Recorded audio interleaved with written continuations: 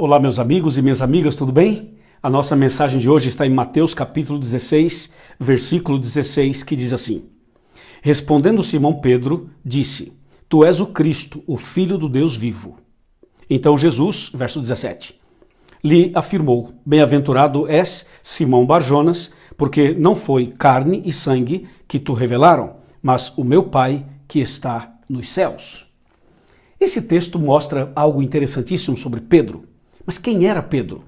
Bom, Pedro era um pescador e Jesus o chamou para ser um dos seus discípulos. A princípio, Pedro era uma pessoa realmente cheia de problemas. Pedro tinha um temperamento que nós chamamos de sanguíneo. É aquela pessoa impulsiva que fala para pensar depois e por isso comete muitos erros. Mas Pedro era um homem sincero, era uma pessoa de princípios, era um homem honesto. E ele queria melhorar, ele queria ser diferente, queria ser transformado. Mas, devido ao seu próprio temperamento e à falta de maturidade espiritual, Pedro cometeu vários erros. Mas por várias vezes Pedro dizia a Jesus: Senhor, irei contigo até a morte.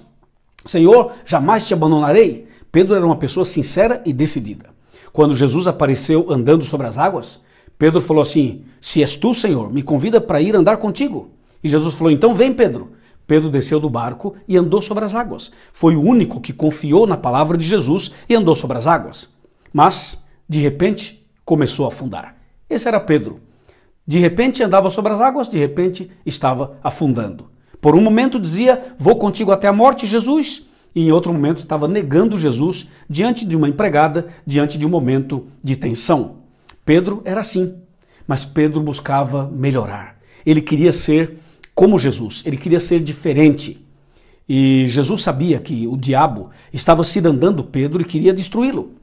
Por isso, Jesus disse a Pedro: Pedro, estou orando por você, estou intercedendo por você. E Pedro foi transformado. E finalmente foi o grande pregador no dia de Pentecostes.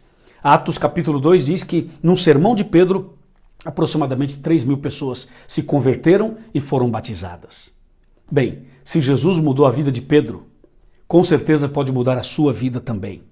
Com certeza pode fazer um milagre no coração do seu marido, da sua esposa, do seu filho e da sua filha.